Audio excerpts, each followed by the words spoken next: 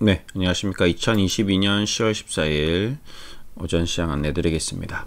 네, 어제 밤에 미증시 CPI 지수 발표하고 바로 영상을 찍었습니다. 네, CPI 지수가 발작을 했다라는 영상을 CPI 지수로 인해서 미증시가 급락하는 아주 발작 증세를 봤는데, 그 발작 증세 영상을 끝내고 돌아서니까 지수가 스물스물 올라와서 플러스로 마감했습니다. 역시 발작으로 마감이 되었네요. 그렇죠? 지금 증시는 우리가 한 치 앞도 예상할 수 없는 그런 굉장히 스펙타클하고 버라이어티한 그런 증상을 볼 수 있는, 주식시장의 어떤 비이성적인 어떤 상황을 실시간으로 볼 수 있는 그런 시국인 것 같습니다. 소비자 물가 핵심 지표가 무려 0.1%나 예상치보다 상승하면서 나스닥 지수가 3% 급락했는데, 지금 거의 3%, 2점 몇 프로로 마감했나요?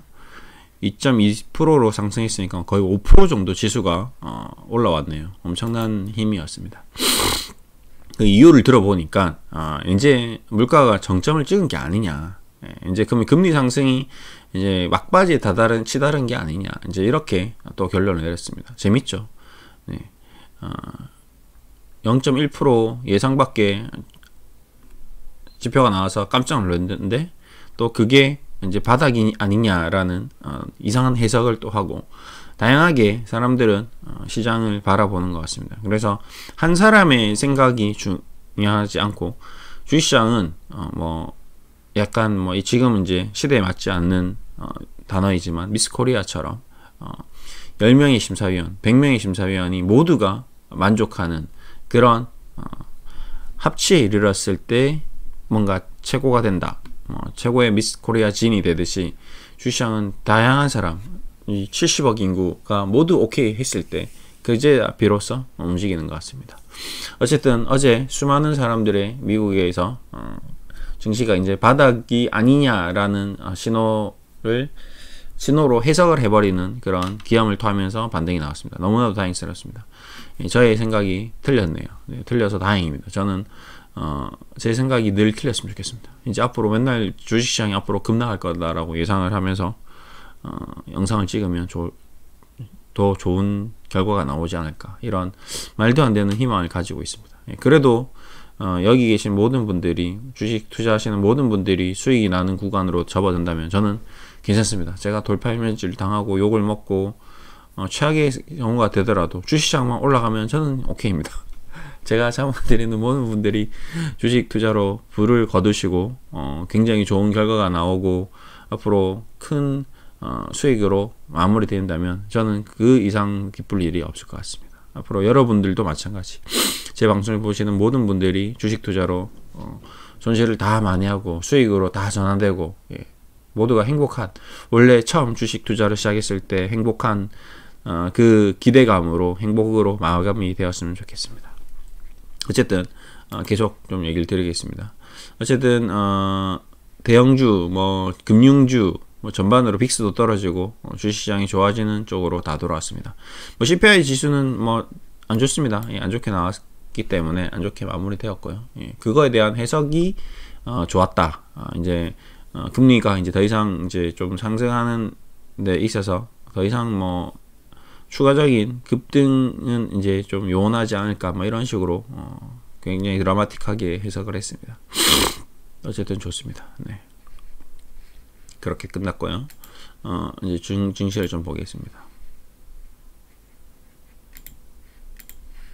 네. 어제 나스닥 급락, 테슬라 급락 영상을 찍자마자 테슬라는 다행히 200달러 선을 지지받고, 여기 깨지면 이제 제가 극성의 변화가 나온다 했는데, 다행히 200달러는 깨지지 않고 220달러로 회복했네요. 테슬라도 먹고 살아야 되죠. 근데 얘네들도 살아야 됩니다. 얘 깨지면, 200달러 깨지면 정말 골치 아플 수가 있거든요. 애플, 전체적으로 미증시에 어떤 극성의 변화가 나올 수 있는, 어제 그 나스닥 지수도 여기서 만선이 깨져버리면 이제 돌아올 요단강을 건너버리는 거거든요. 그 요단강을 다행히 건너지 않고 잘 지켜냈습니다. 만을 깨지지 않고, 만 88까지 떨어졌네요. 드라마틱하게 돌아섰습니다. 다우 산업지수는 지금 3만이 무너져 있지만 어차피 뭐 얘네들도 많이 이제 28,660 이 저점 한 28,000 뭐 29,000 요 선이 강한 지지 라인이 될 것 같습니다. 이제 29,000 이 라인 28,660을 깨면 그때는 또 지옥이 다시 시작되는 거죠. 나스닥도 진짜 드라마틱하게 이 갭을 바로 메워버리고 올라왔습니다.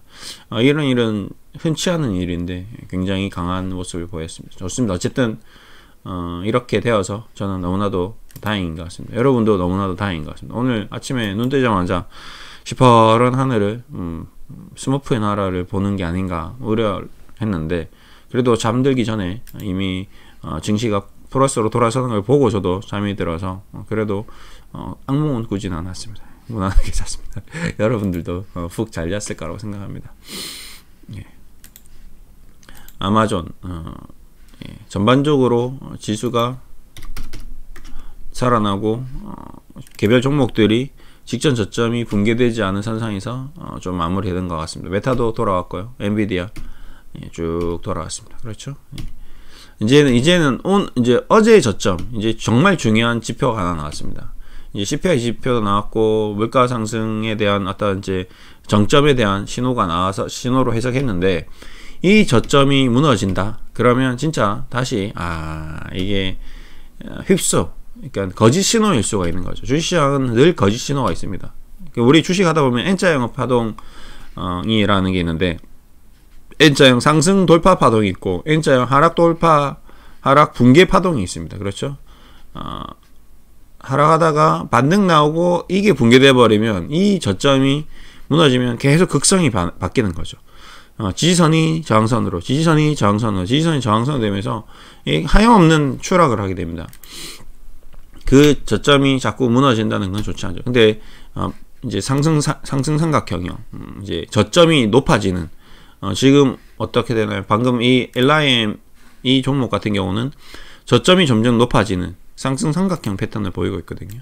요런 저점이 붕괴되지 않고 N자형 상승 파동이 계속 일어나고 있는 거죠. 얘는 이런 주식이 이제 상승 추세를 타고 있는 거고, 얘도 보시면 저점이 계속 이런 식으로 상승하고 저점이 올라가고, 얘는 좀 특이한 케이스인데 어쨌든 저점이 이렇게 계속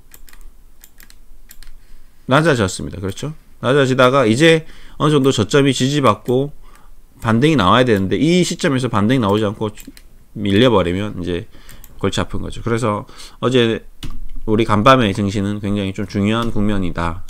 이제 여기서 더 이상 물러설 수 없는 마지노선에 다다랐다라고 저는 느끼고 있습니다. 그 마지노선에서 굉장한 저항이 한번 일어났고, 굉장한 반등이 일어났고, 굉장한 주식시장에 힘이 있었습니다. 이제 금리도 이제 그만 올라가야 돼요. 어제도 제가 제롬 파월 의장 아저씨한테 제가 마음을 전달했습니다. 그 아저씨의 그 1년 전에 했던 그 강력했던 물가 상승은 더 이상 우리 미국에서는 일어나지 않을 것이다라는 그 확신 어디 가셨는지 저는 다시 한번 묻고 싶다고 얘기 드렸는데, 그 확신을 한번 다시 가져주십시오. 이제는 없을 거라고 한번 다시 얘기해 주세요. 저는 그 얘기를 꼭 드리고 싶습니다. 8월 아저씨, 이제 물가 상승은 없을 거고 물가는 정점을 찍었다. 이제 금리는 더 이상 올리지 않을 거다라고 한 번만 얘기해 주세요. 그래요. 그게 저희들이 원하는 바입니다. 그리고 금리 이제 그만 올리세요. 이제 올려도 이제 엔간히 올렸잖아요. 그렇죠? 여러분도 충분히 이제 만족하실 만큼 금리는 올렸잖아요. 이제 주식 투자자에게 고통은 이제 그만 주시고, 예금, 그 다음에 뭐, 돈 많으신 분들, 금리 올라서 돈 더 많이 벌게 하지 마시고, 돈 많으신 분들은 굳이 가만히 있어도 돈이 벌립니다. 근데 여기다가 예금 금리까지 더 올려서 더 많이 벌게 해주지 마시고, 좀 우리 약자들, 금리가, 우리 은행에 예금할 돈도 없어요. 전부 다 대출자들입니다. 대출자, 신용 대출자, 주택 대출자, 다 대출자들인데 이 사람들 못 살게 좀 그만하시고, 이제 증시는 그만 좀 하시고, 물가도 그만 좀 상승하시고, 이제 그렇게 좀 마무리하는 걸로 예쁘게, 뭐 에브리바디 해피하게 좀 가는 게 좋을 것 같습니다. 여러분도 원하시는 거잖아요. 그렇죠? 예. 그렇게 될 것 같다고 저는 생각하고 있습니다. 이제 끝. 도이치방크도 은행주들이 좀 올라왔네요. 근데 은행주가 올라오니까 제가 갑자기 또 떠오르는 그 대목이 하나 있습니다. 여러분, 우리가 계속 경기 순환 사이클에 대해서 얘기를 드렸습니다. 그렇죠? 그 경기 순환 사이클에서 금융주들의 어떤 움직임이 어느 부분에 있다? 여기 보시면 금융주의 움직임, 굉장히 중요한 사이클입니다. 그렇죠?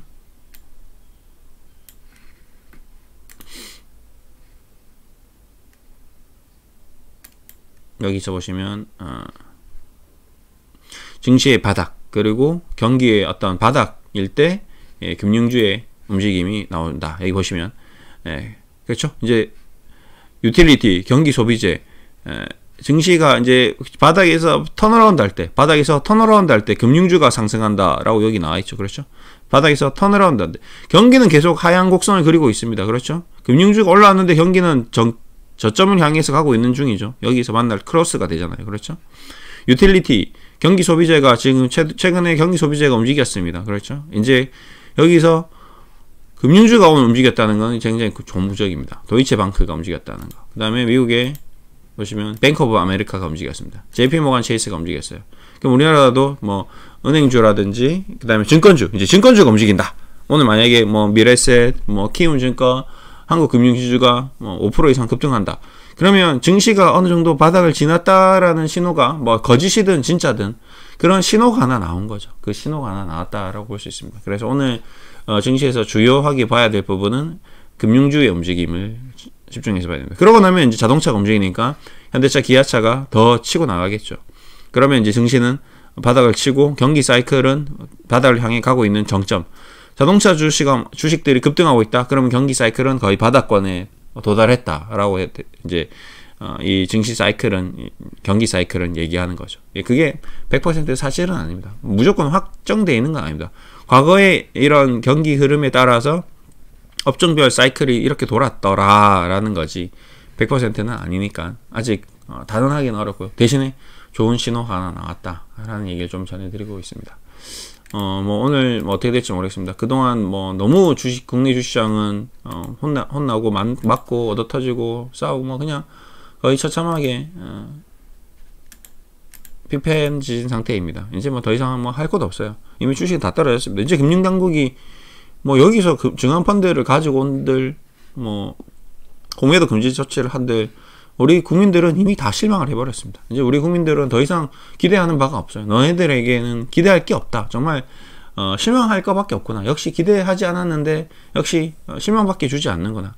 그들을 믿을 수 없는 존재이구나. 우리는 얘네들한테 의지를 하면 안 되구나라는 거를 깨달았을 겁니다. 예, 역시 우리는 우리 스스로 공부를 하고 우리 스스로 정신을 집중해서 우리 스스로 살아나가는 방법을 깨우쳐야 된다라는 게 결국 결론인 거죠. 그래서 저도 어젯밤에 책을 읽다가 잠이 들었습니다. 요즘에 부의 인문학이라는 책을 집중해서 읽고 있는데 공부만이 살아남을 수 있는 유일한 길이다. 네. 차트도 펀드 매니저도 다 엉터리다. 뭐 이런 내용들 뭐 계속 예외적으로 효과적인 투자법이 있는지 뭐 보고 공부하고 뭐 투자자들의 심리 다 파악하고 했는데 제가 지금까지 좀 읽어본 책들 중에서 좀 굉장히 특이한 접근법, 철학적인 어떤 그 주식시장에서 있어야 할 제가 가장 중요하게 생각하는 게 이제 독서죠. 여러분들께 정말 많은 책들을 읽고 여러분들에게 중요한 요소 핵심들 뭐 제가 읽었던 내용들 중에서 괜찮은 그런 글귀가 있는 문단이 있는 그런 내용들에 대해서 계속 그 사진을 올려서 보내드리겠습니다.